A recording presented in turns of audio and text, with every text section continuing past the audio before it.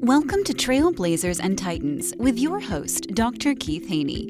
Trailblazers and Titans is your go-to podcast for insights, inspiration, and actionable advice from the world's most successful entrepreneurs and leaders. Each episode features in-depth interviews with industry pioneers, innovative thinkers, and business moguls who share their journeys, challenges, and strategies for success.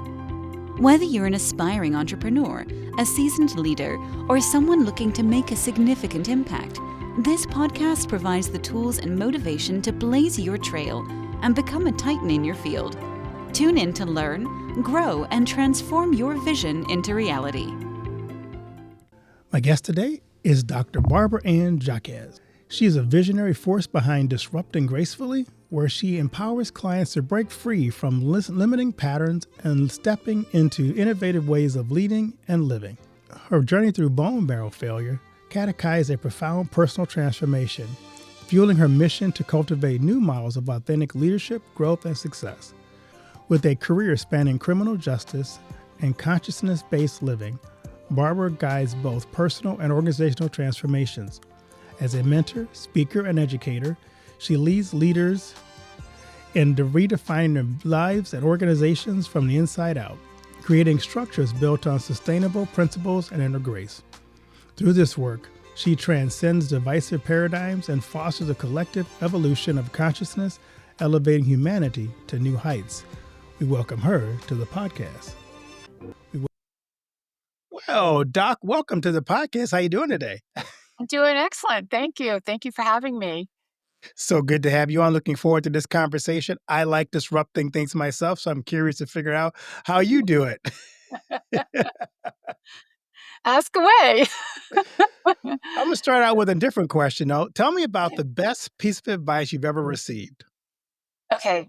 Well, it wasn't actually meant as advice, but I think I was probably 12 years old and I overheard my dad talking about his day at work. Now, my dad worked in corrections, and that day he had been assigned to was where the criminally insane had been housed. And if you know anything about a holding cell, these holding cells are bolted into the floor. You are not supposed to be able to move these holding cells, but he was sharing with my father that this individual broke the holding cell from the bolts into the floor and was able to move his cell to go get something. I think it was like a book on a radiator or something. I can't remember what it was. Oh, my goodness. And I overheard this and I said, Dad, how is that even possible? And he said, he just said, no one ever told him he couldn't do it. I love that. But he said it like, shrugging his shoulders. I guess no one ever told him he couldn't do it. And I didn't understand that in my, 11, 12-year-old mind. But it really came back into my awareness all these years later. And it's really shaped my thoughts and my beliefs about how somebody could achieve something that we would say would be impossible. So it's really about our view of limitations and potential, and we're seeing that today. Like in our real world today, the 4-minute mile, right? Doctors told us it wasn't possible for our human body to do it.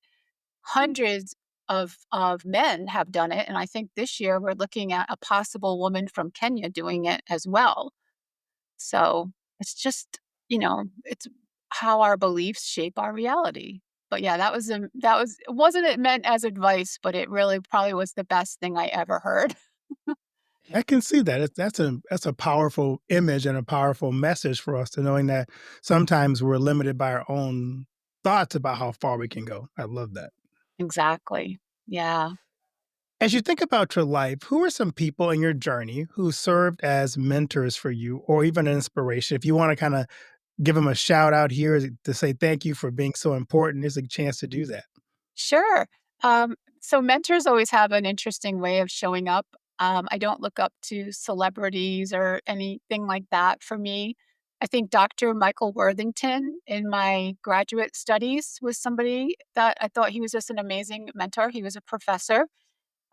in my spiritual and leadership journey, Danielle Rama Hoffman has really helped me to heal a divide that I had within. But like I said, when it comes to mentors, sometimes they show up in different ways that we wouldn't expect. Back in 2017, I started to become a volunteer with prisoner visitation and support. And I met one man, I'll call him Matt. He really taught me a lot. Now, he was incarcerated for a very long sentence, but he really taught me a lot about the human condition and what we were doing as system builders and policy makers and the impact that our choices have on real people. So he actually taught me a real lot. He served as a mentor for me, even though I was supposed to be there supporting him. You know? It's funny how that works out, isn't it? Yeah. So tell us a little bit about your leadership development journey and transformational coaching. Well, my leadership journey, my whole history has actually been in the criminal justice system. So I saw firsthand, my first day walking into a courthouse, I saw a divide. I could see the divide. Um, there were certain people on one side and certain people on the other side. Um, I went home at the end of the day. I was exhausted, but I really saw how labels shape our identities and limit people's potential, going back to what, my dad had said all those years ago. Um, but to balance out the weight of the work of working in the criminal justice system, because I went into the criminal justice system with high hopes for change. They weren't ready for my type of change at the time, but um, but yeah, it led me to holistic healing, energy work. And then I was, opened up to ancient traditions. So my undergrad is in business, have a master's and a PhD in criminal justice. So I'm pretty well versed on our systems, our processes. I can't even count how many leadership courses, but my whole life I led two separate paths. I had academic Barb over here and spiritual Barb over here. So yeah, it took going into bone marrow failure and facing my own mortality before I was able to bridge the two and really merge the two. And that's what led me to create Disrupting Gracefully, which is, it's a space where change makers can expand into their fullest potential. That's a great lead up to my next question, which is, what does disrupting gracefully mean to you? I know what I do when I disrupt gracefully, but what does it mean to you? Well, and so I was actually meditating one day and I was just thinking, what am I doing with my life? I had recently heard that the university that I work for, they were doing away with the criminal justice program. So I was thinking, okay, what is my future? And I just heard, you are a disruptor. And I said, well, I don't like that because in our society, disruptors usually are about force and all of those things. And I don't, that's not for me, confrontation and force, that's not for me. And they said, but it's with grace. And that's how Disrupting Gracefully was born. It was just a conversation in my mind during meditation. But grace, really, in its truest sense, is your connection to whatever you want to call it, God, source, your higher self, whatever label you put on it, that's your grace. You're coming from that place of interconnectedness of all things, and you disrupt through your energy and building aligned systems that are for the benefit of everyone. You mentioned earlier in our conversation, you combine ancient wisdom with modern leadership techniques. So kind of tell us more about your approach in disrupting gracefully. Yeah. So I think, I learned about energy work early on. So early on, I went in and the holistic health practitioner that I was going to help balance what was happening in the criminal justice system for me, because I couldn't understand how people could victimize people in the way they do and how our system wasn't changing anything. It was just a revolving door system. So I started to see a holistic health practitioner, and she was trained from shamans actually in South America. And that's what opened the door for me. So it was really about our energetic alignment. So I integrate hermetic principles, energy work, neuroscience, and leadership strategies. But it really goes back to us because I have a core belief that anything that we create, our vibration, our creation, our intention, actually that energy is fused into our creation. So if we are creating from a place of us against them, which is something I saw over and over and over in our criminal justice system, you are always going to have an us against them. So when you're aligned and you're coming from a place of interconnectedness, then you get, you know, the issues of disenfranchisement and marginalizing groups of people, all of that just disappears. I believe it was Jesus who said, if you want to follow me, you must surrender yourself. And self has been all of those outer definitions that we've put on ourselves when we've missed that interconnection to source, if that makes sense. It does. I just had someone else on my podcast recently talk about the prison industrial complex, and the same thing you just mentioned, that somehow we have taken that system that's supposed to rehabilitate, and it's just kind of a a punishment system. It's punitive. Right. In your work, and we never could really figure out kind of what. I mean, she has some ideas, but I'm kind of curious from your approach. What's a better alternative to just this punitive process of you did something wrong, let's punish you, not try to redeem you or make what you did right with the world, but let's just punish you for a given period of time, and then we either keep you there or let you back on the world. Now you're either a better criminal or more jaded because of your time in prison. Exactly. There's no easy answer to any of that. I think, but it starts with it starts, you know, for parenting, our school system, all of those things lead up to this.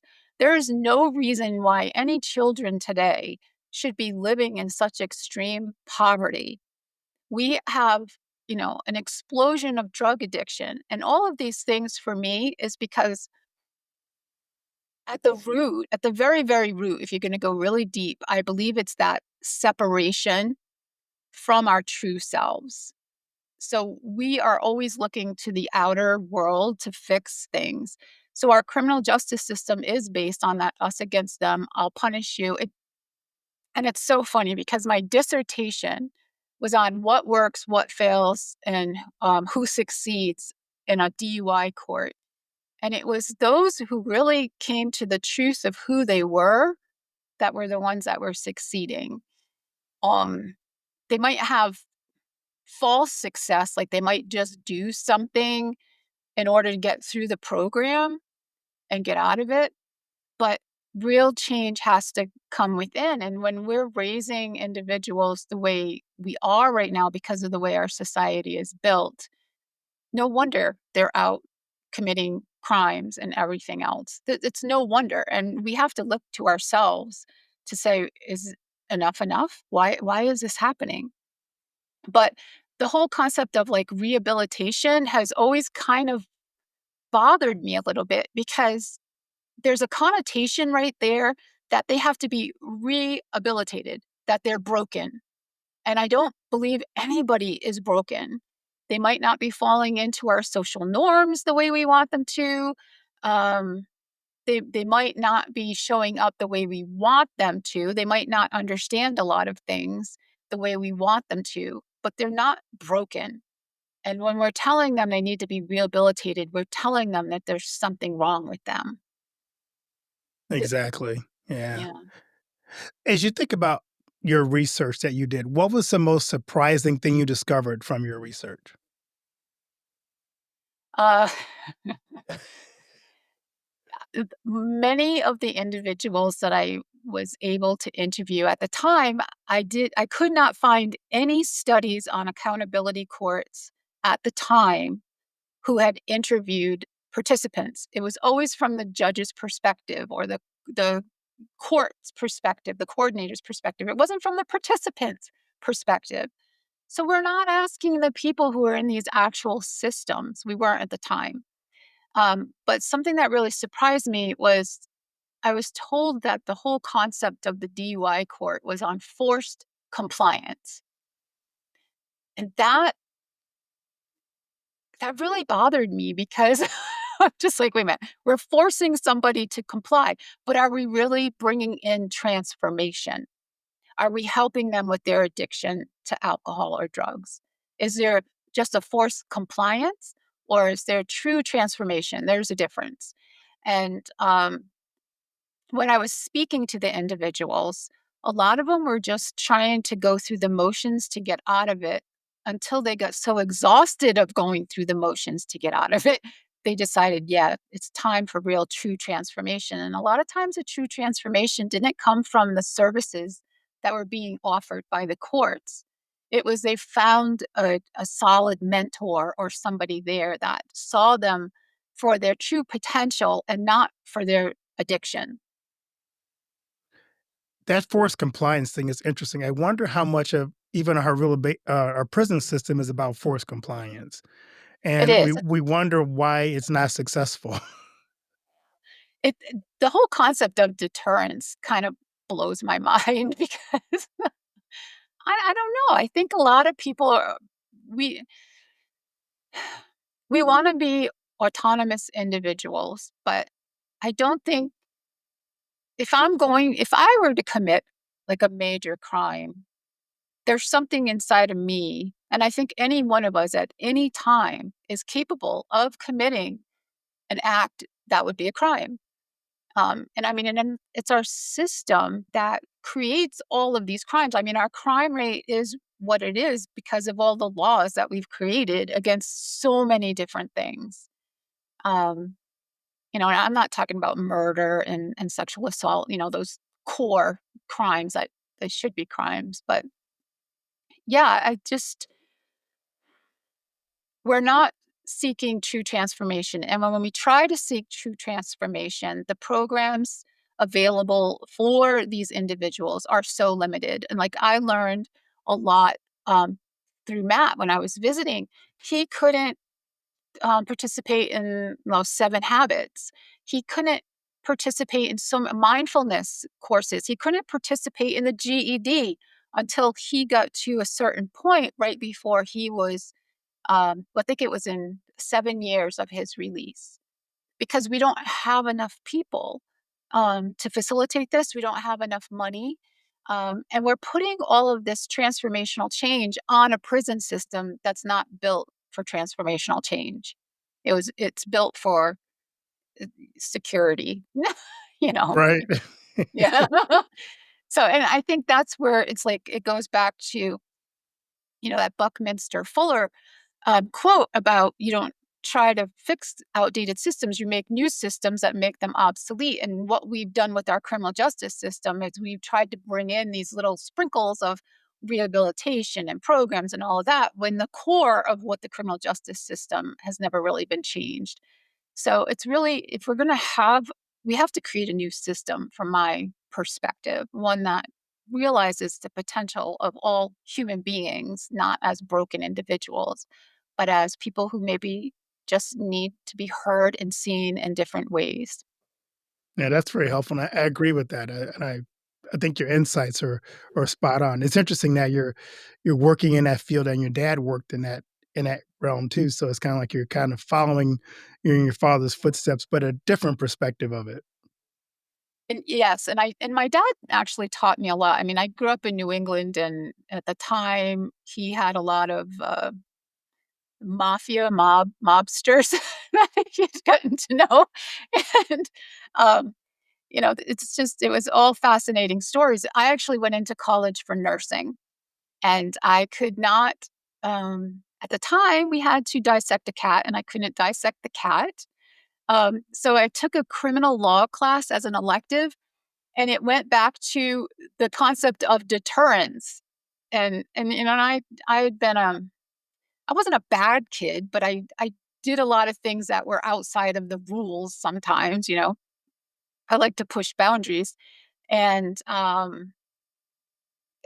the whole concept of, well, we're going to create a law, and if you break the law, you're going to prison or whatever, you'll be punished, just never made sense to me. So that criminal law class actually is kind of like what pulled me into changing my major and going that way, because it just didn't make sense to me, because I knew as a kid that just because there's a rule doesn't mean you will follow it.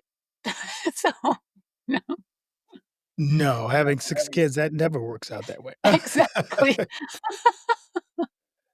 But I'm So sure I'm you curious. teach your children about that Yes. coming, yeah. So it's a moral compass that they probably are holding them into what they do, Right, the right exactly. path. Yeah. Yeah. But the crime and punishment doesn't usually deter them from doing things that are wrong. No, because who thinks they're going to get caught? Right, Who exactly. who seriously thinks that? I don't think anybody does. I want to dig a little bit deeper into your Disrupting Gracefully because I'm curious, how do you tailor these programs? I love leadership development and working with leaders. So how do you tailor your programs to meet the needs of emerging leaders and professionals? Well, for me, the leaders that I work with, they already have that spiritual side or that holistic side that I help them with. A lot of them, they have that problem of merging the two, just like I did. I couldn't see how some of these practices could come into the real world. So I meet everyone where they are.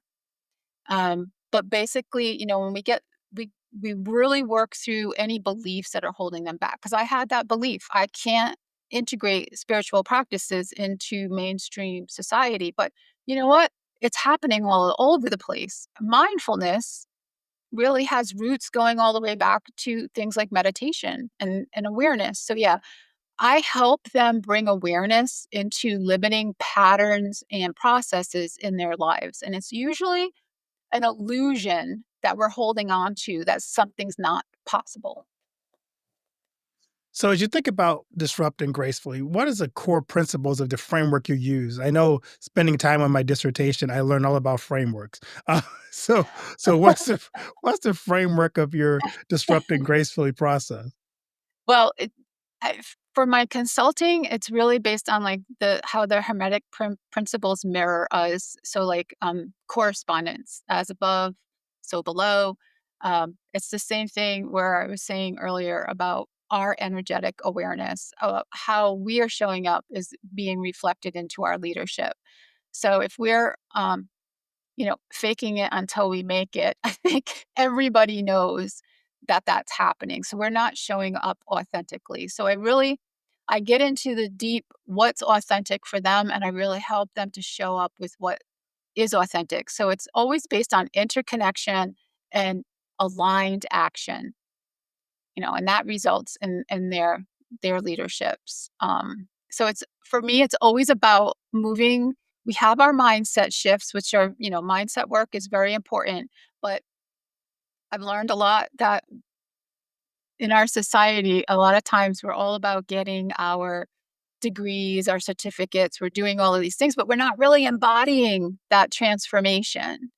So it's really about embodying who you are through that principle of interconnection. We all love to hear success stories. Is there a client that's come to mind you think about who's navigated through your system and come out on the other side and just really flourished after that? Well, I think anybody who's had any accountability with me or anything like that, they've learned that they just step into their truth. So it's because I'm supporting them from that authenticity. But I've had a lot of people that I've worked with leave their jobs because they have found that they don't align to their truth. They were forcing themselves to get up and go to a workplace that was so out of alignment for them that they were making themselves sick. So yes, any success story that where they were actually able to show up, we've had several individuals show up more fully and be taken more seriously as a leader, because it's not about just going through the motions anymore. It's really about leading through example, through their authentic, um, how they show up, what's authentic for them. But I've also had several people leave their positions and start their own businesses. So, Oh, that's impressive. So, what's next for Disrupting Gracefully? well, I think there's a lot that's always on the horizon for me. I'm always building things out. I think for me, it's continuing it's breaking into more speaking at the organizational level. That's what I'm thinking, where I can, help them step out of their limiting paradigms. I hear it all the time in the criminal justice system. This is the way it's always been done. It doesn't matter. It does not matter. Why does that matter? So it's just to really help bring in the concept of that aligned leadership and, getting back down to our values. So often we create, we don't even know what our values are sometimes unless we sit down and write them. And then when we look at what we're doing, we're not aligned to those values. But once you have a clear set of values, you can say, is this aligned for me or is this not aligned for me? And then decision making is so easy. But, you know, it's so easy. Um, but yeah, I think for me, I really love the study of consciousness, and that's coming a long way. So, if through an academic viewpoint or perspective, I would really love to see how do a study on consciousness actually. But anything that has to do with disrupting gracefully, it's going to go back to more speaking and giving these change makers. There's so many people who they just don't understand. They have that fear of what are people are going to think, and all of that. Where we can when we can break through all of that, doors start to open. So that's probably what's mostly on the horizon is helping support people, break through those barriers. That's great. I love when you use the term, we've always done it this way. Those words are also very popular in the church. So, it's not just in the prison system, Hmm. Yeah, it's everywhere. It's everywhere. it is And everywhere. but that it goes back to why okay, how do we bring awareness into what we've always done, and does it still serve us? Because I mean, let's face it, we have changed a lot as a society. And it's time to upgrade our systems, processes, leadership, all of that based on what's important now. So, for the person listening to this podcast who's an emerging leader, who's Mhm. looking to disrupt old patterns and create new ways of leading, what advice do you have for that person? Just start questioning the structures that you've accepted as truth. Just question everything, because transformation, it really begins when you realize that what you've accepted as truth can be self imposed limitations. So just because something has always been the way it's always been doesn't mean it has to be that way. So it's just about questioning. And if you're getting up and you're going to work and you're not feeling motivated or happy or any of those things, I would say, hey, what is a pattern within you, and how are you not aligned to what you're doing in your daily job? That makes so much sense. I love to ask my guests this other question, my second favorite question. What do you want your legacy to be? My legacy. Um, you know what? I would love when my grandchildren are grown that the whole us against them paradigm has just faded away. And I look at my grandchildren and they don't see people for the color of their skin or um, it, their socioeconomic status, all of those check boxes that we have to check off and those categories that we're put into on all of these government forms that keep us in division while we're pointing out our differences based on outer characteristics rather than who we are within. So I would hope that the legacy is that we just see each other as all, you know, a part of source. We're all interconnected. There's nobody higher or lower, and the whole us against them paradigm does not serve us or make any sense. That's really good. That would be a great world to move into is for our grandkids. Yeah. They're Is still there anything young, I so I haven't have time. asked you? What's that? They're still young, so I have time. There we go. That's right. Is there anything I haven't asked you that I should have asked you? I don't I don't think so. I think you have been an excellent podcast host. You've done, really well asking some really great questions. I have a question for you. Sure. So what brought you into podcasting? Actually, what brought me into podcasting was my first book, which was One Nation Under God: Healing Race in America. I wrote that book in 2016 after the Michael Brown incident in St. Louis. My church body was asking, can we write a book that's dealing with helping the church deal with racism in America? Well, I knew that book had a timeline, a time shelf to it. So I knew that I wanted to continue having the conversation. So the podcast became a way to continue talking about difficult topics that we don't typically address in a very relevant way. Mhm, And so I've had a lot of guests on who I agree with, don't agree with, but I want to have an open space where we can have dialogue about mhm. things. So what you talked about today with the prison thing, I've had a couple prison people on, some social justice people, some DEI people who have different perspectives than I do on the topic, and it's just been a good way to kind of continue to keep the conversation going. I love that. I'm gonna have to read that book. Yes. Yeah, And and it's it's been good. unfortunate. I'm sure it's amazing, and it's unfortunate that we bring all of this into, awareness, yet we keep repeating the same cycles, Right. you know? And the way I approach the racism topic is it's a spiritual warfare.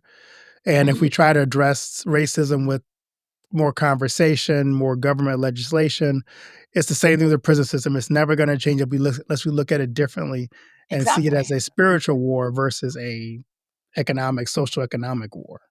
I think that it's beautifully said, and I think that kind of really resonates with everything I've said on this. It comes down to our disconnection from Exactly. spirit.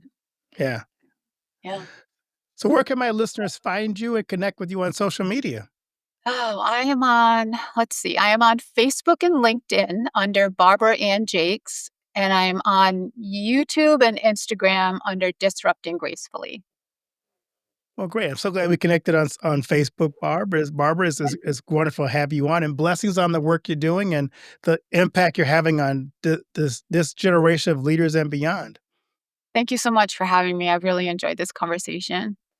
Thank you.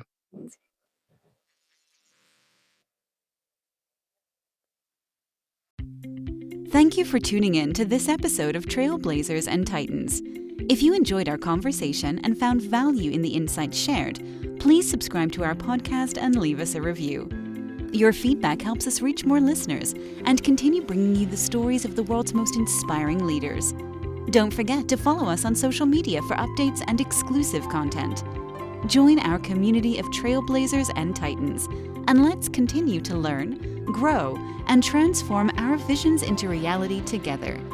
Until next time, keep blazing your trail and striving for greatness.